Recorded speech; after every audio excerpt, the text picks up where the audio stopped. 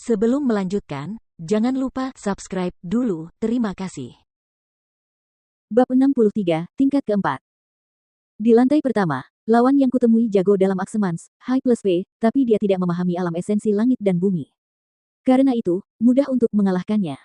Jian Wushuang berpikir dalam hati, lalu dia memasuki lantai kedua. Lawan yang dihadapinya di lantai dua telah memahami jejak alam esensi langit dan bumi. Itu adalah esensi angin, tetapi hanya tahap awal, jadi Jian Wushuang masih mengalahkannya dengan mudah. Di lantai tiga, Jian Wushuang menghadapi lawan yang jauh lebih kuat. Bagaimanapun, seseorang harus melewati lantai tiga, paling tidak, untuk memasuki Istana Naga. Tentu saja, itu lebih sulit. Pergilah ke neraka. Cahaya pedang sedingin es menyala sebelum menghilang dalam sekejap. Pada akhirnya, Jian Wushuang mengalahkannya dengan jurus pertama pendekar pedang anonim, High plus P. Di lantai keempat, lawan Jian Wushuang adalah seorang tetua berpakaian hitam, yang memegang pedang lunak ungu di tangannya. Cuh! Cahaya pedang dingin lainnya menyala. Sekali lagi, itu adalah jurus pertama pendekar pedang anonim, Blood Shadow. Pendekar pedang tak berwujud. Tetua berpakaian hitam itu tersenyum tipis dan berkata, kebetulan sekali, aku juga bisa menggunakan esensi pedang Gale.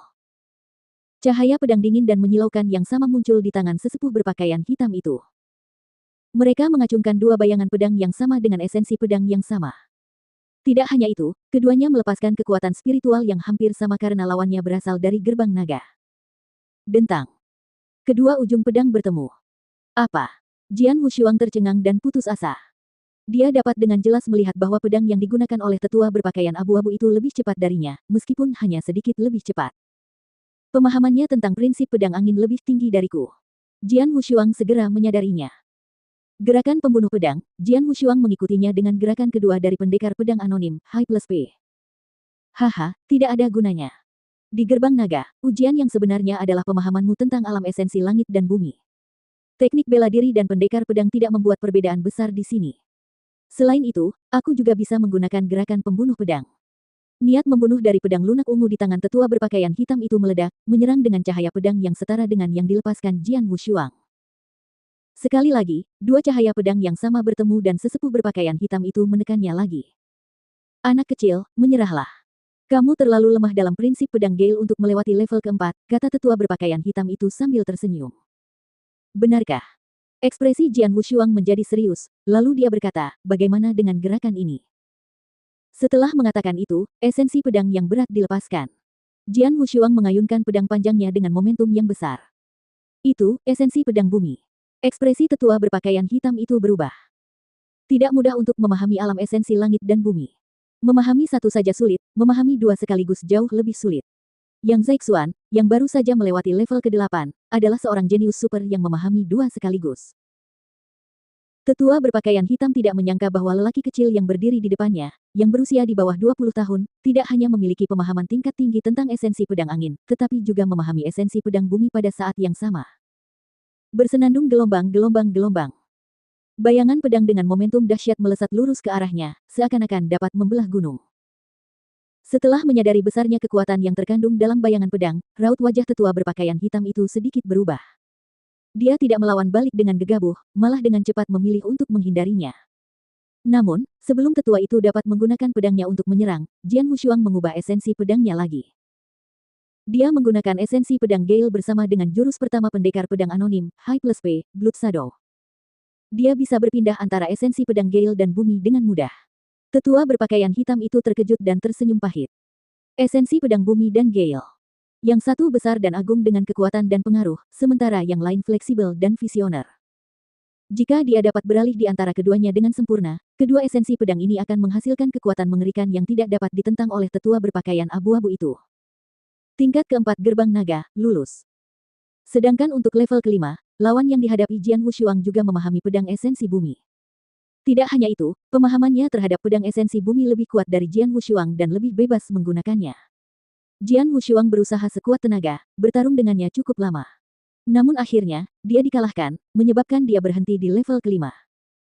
Ketika Jian Wushuang berjalan keluar dari paviliun emas, semua ahli istana naga yang menunggu di luar menatapnya. Melewati level keempat sudah cukup baik, jadi dia memenuhi syarat untuk memasuki istana naga.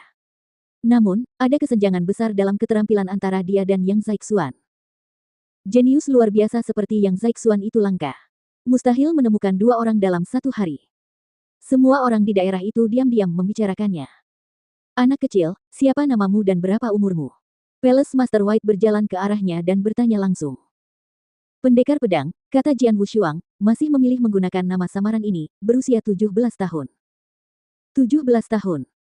Semua orang di area itu tercengang, termasuk kedua kepala istana. Kemudian, kepala istana putih tersenyum dan berkata, haha, bagus. Sepertinya kita punya satu orang jenius lagi. Sangat jarang bagi seorang anak berusia 17 tahun untuk melewati level keempat gerbang naga. Kau bisa berada di peringkat antara menengah dan atas di antara banyak murid di Istana Naga. Palace Master Black, yang tetap diam, mengangguk setuju. Ye Rufeng, kau membawa murid yang baik ke Istana Naga. Kepala Istana Putih memandang Ye Rufeng. Saya hanya melakukan tugas saya, kata Ye Rufeng, tetap rendah hati. Yang Zaixuan, pendekar pedang, mulai sekarang, kalian berdua adalah murid Istana Naga.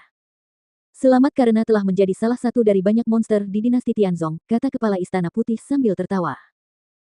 Jian Wushuang dan Yang Zaixuan berdiri berdampingan. Setelah mendengar ini, Jian Wushuang tersenyum tipis dan Yang Zaixuan bersikap acuh tak acuh seperti biasa. Ikutlah denganku. Aku akan mengajakmu mengunjungi Istana Naga, kata kepala Istana Putih, bermaksud untuk mengawal Jian Wushuang dan Yang Zaixuan. Tiba-tiba keadaan menjadi tenang sepenuhnya. Seorang lelaki berambut putih mengenakan pakaian serba putih, berjalan perlahan memasuki pandangan orang-orang. Rambutnya seputih salju, jenius terkuat, Bai Cheng. Murid terkuat di Istana Naga. Itu dia. Dia benar-benar muncul. Saat dia mendekat, semua murid Istana Naga menatapnya dengan ekspresi muram di wajah mereka. Apakah dia Bai Cheng? Jian Wushuang sedikit menyipitkan matanya saat mendengar nama Bai Cheng disebutkan dalam diskusi mereka. Orang terkuat di Istana Naga. Yang Zaixuan mengangkat kepalanya dan melihat sosok putih, dengan mata dingin dan sombong, berjalan perlahan ke arah mereka. Pria berambut putih berpakaian putih itu berhenti.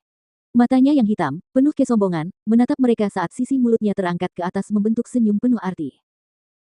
Saya mendengar bahwa seorang pendatang baru melewati tingkat ke-8 gerbang naga hari ini, jadi saya ingin melihatnya sendiri.